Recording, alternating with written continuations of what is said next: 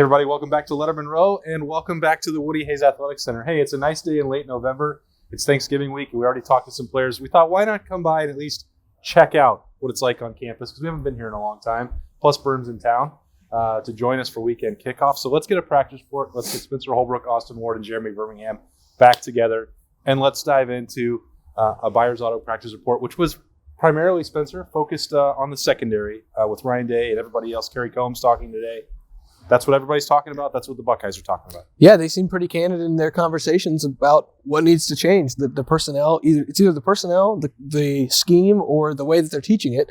I think they realize it's a little bit of all three. They're willing to make the adjustments, and they seem pretty malleable, I guess, to change what needs to change and to get this thing fixed because they know they have a national championship roster on the field. They just got to have a national championship scheme and national championship effort.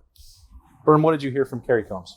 I think that we heard about as much, as Spencer said, candidness as possible mixed in with just the right amount of coach speak. We can fix this. It's going to get fixed. We need to adjust this.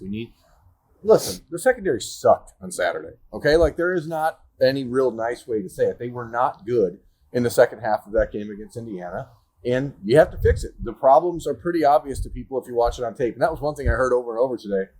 The media, we try to show deference to the coaches and say, we don't really know if we're seeing this correctly, but this is what we saw.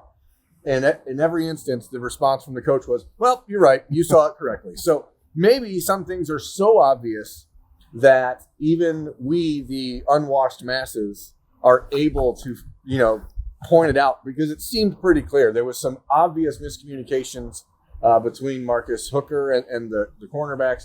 There were some obvious plays where Marcus Hooker made a move for no reason at all and got burnt.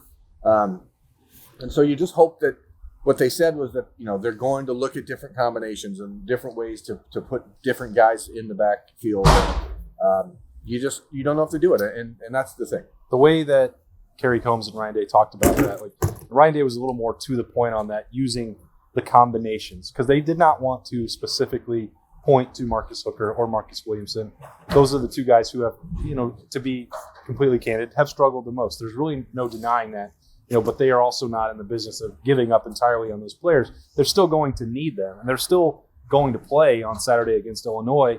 So, Kerry Coombs has to sit there and be honest about the evaluation with the players, be honest about who needs to play and what they need to do. And the other part that you touched on, Berm, is that they're back there behind us, and they know what the other 6 days of the week look like. Normally, you have a pretty good understanding of why those players are chosen on Saturday, good or bad. They have a lot more information than we do, but you can't give up 491 passing yards and pretend that everything is fine. So, who steps into that? Again, that's a matter that they'll have to sort out on the practice field, and they have a lot of reps and a lot of reasons why maybe you haven't seen Ronnie Hickman or Lathan Ransom or Bryson Shaw at safety yet. I think if they've played 4 games, and if those 4 games had been against Miami of Ohio or Bowling Green or anybody else outside the league, you would have already seen those guys playing. You already have more evidence and reps to work with. That's another part of 2020 that's complicating this. Yeah, when you start the season with Nebraska is not very good, let's just be frank. But when you start the season with a Big Ten team who probably has the 4th or 5th best talent-wise roster in the Big Ten, you can't just throw a bunch of freshmen out there and expect them to get good reps because you've got a game to win in the Big Ten. When you play against a Penn State in the second week of the season before the bottom really fell out in State College, that's a game that you can't just play freshmen in. And then the Rutgers game is another story because we saw some holes there. And then you get into last week against Indiana, but Indiana's another good team. You didn't have those MAC schools. No offense to my MAC schools, but you didn't have those MAC schools just to throw the freshmen out there and throw them into the water. Like, you've got to be able to win these games to try and win a national title. There's no room for error in this season. So you want to be able to see those guys, but Kerry Coombs talked about it. Do you trust them yet? And he didn't really say that point blank, but he kind of alluded to it. You got to be able to trust them all 7 days of the week. You also have to trust what you did in evaluating them and getting them here. And at this point, like Kerry said, like Ryan said, like everyone said, you have to know what you're dealing with, but you also can't teach someone how to play in a game unless they're playing in a game. And there are guys throughout history who have been good practice players, right? And then they wouldn't show up in a game. Maybe that's it. There's some guys who are terrible practice players who show up in games. So you just don't really you can't put all your eggs in that basket, but you also have to understand you recruited 5 defensive backs a year ago. Some of them are dealing with different things, injuries and stuff that has slowed them down, like Legend Cavazos, and Cam Martinez is learning how to play in the defensive backfield, and Ryan Watts was out with a little injury. You just have to trust your talent, and whether that's Ronnie Hickman, who was a top 10 ranked safety coming out of high school, whether it's Bryson Shaw, who obviously athletically is able to make some plays. We've seen him on special teams do that. You just have to be willing to tinker, and I think that 2020 has caused so many people to be like, well, we can't do this because of this, so we can't do that.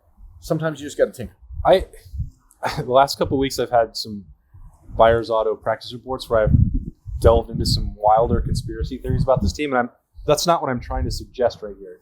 But if you're talking about what happened late against Rutgers, or even late on Saturday against Indiana, and we pointed to the lack of energy. Tough Borland talked about that today, and their inability to put a finger on why that is. Ryan Day's the same thing. Why are they so dominant? They get huge leads. Okay, maybe they need to be more willing to start putting young players in the game because they're going to be more excited to play. I'm not going to tell anyone over there how to run their team. They have a much better idea of what they want to do and what they want to accomplish. But you take the starters out. Hey, you got a 35-7 lead. That's probably going to be enough to win, and it was because basically everything checked out at that point. The offense didn't score. They got a Sean Wade pick 6, which was helpful. But maybe those guys have more to prove in that situation. The starters have nothing to prove. I don't know what was really accomplished by that. And we talked about that in the Rutgers game, like C.J. Stroud and Jack Miller not getting a chance to play in that game because they weren't ready to pull out the starters and letting it get more close. Well, if you have to put them back in, there's no law. It's not soccer. Like you get subbed out, you can't go back in. Thank God. Put them in the game. But also, if they have to come back in the game, there's a fairly good chance that those guys are going to have the energy they need when they go back in the game. When you're up 35-7, and this is something I thought about today on the drive down here and listening to the press conference over the phone in the car, is there is something that we all forget, I think, in that these are people. You think about Ohio State football, and you think about how good they are and all the winning and all the processes and program strength, but it's still people. And it is a different world, and it can't be used as an excuse for a letdown of energy, but it's probably a real thing. Like that stadium, I said this on Twitter on Saturday, Sean Wade gets that pick 6, and in a normal year, that game is over. It is finished because the energy in the stadium would have gone off the charts. Instead, Indiana is able to just go back out there. It's a nice, quiet environment. You can settle in and get yourself back to feeling like, okay, that's not a big deal. But in a stadium with 110,000 people in it, it'd be a much bigger deal. And I can't help but think, and I know the Buckeyes are trying to make this point to people. Brian Hartline tweeted about it on Saturday. Ryan Day talked about it as soon as the game ended on Saturday. These kids are dealing with a lot. And I think sometimes we just sort of forget that it's not a normal year, and it's really not a normal year. Well, and to your point, Austin, I don't mean to skip over what you said, but to your point, Austin, if it's 35-7 in the third quarter, and you put a Lathan Ransom and a Legend Cavazos in there, and they give up a 63-yard touchdown pass to Ty Freifogel, what position are you in that you weren't just in with your starters? And so the offense still has to come out and say, okay, now it's down to 21. We need to score. You're in no different position. And then the next series, you put your starters back in. And you don't have to make wholesale changes. You don't have to swap out a line. This isn't hockey. You just if you just pick and choose. We've checked off 2 boxes for which sport we're not talking about today. That's hockey.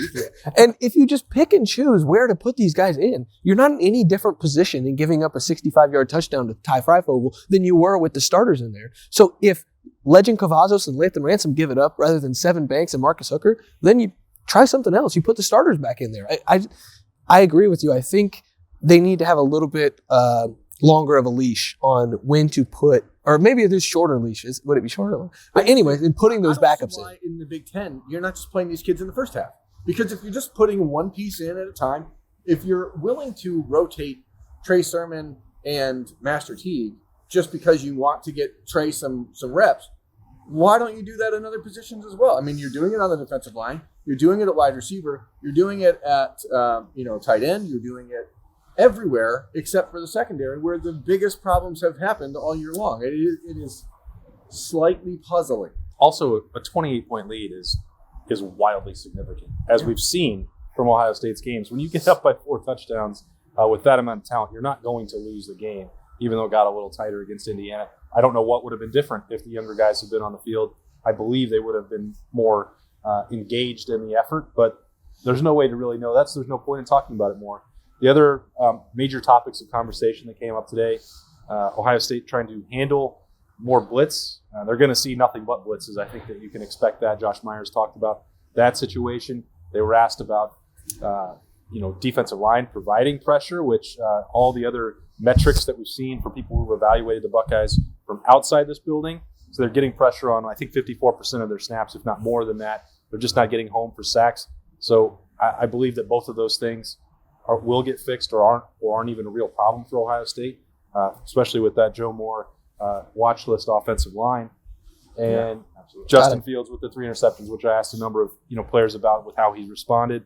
I already know how well he'll respond, but those are things that came up a lot. I tend to believe what they're saying about all 3 of those things because they're very talented.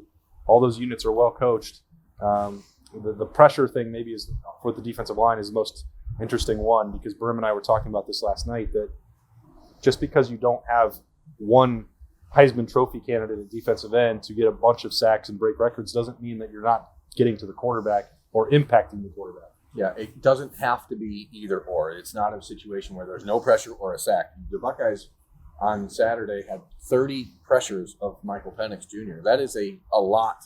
The guy was just incredible. He was just amazing under pressure, falling backwards, throwing the ball 40 yards down the field and putting it in tight windows and a couple times very wide open windows. But the point is, it wasn't the defensive line not getting pressure. They were in the backfield the entire game. And if you go back and rewatch that, folks, you're going to see that the defensive line was collapsing the pocket the entire day. And they've done that in every week. Penn State did the same thing, except the second half. They didn't really do it in the second half because Sean Clifford was throwing the ball on basically a 3-step drop every time. And that's how you impact the quarterback. But then when that happens, the secondary needs to adjust as well. And that, I think, is where the disconnect is with the defense. But I don't feel like it's so hard to gauge because we've seen in every game 2 different games. And you just don't know, I guess, is the truth somewhere in the middle?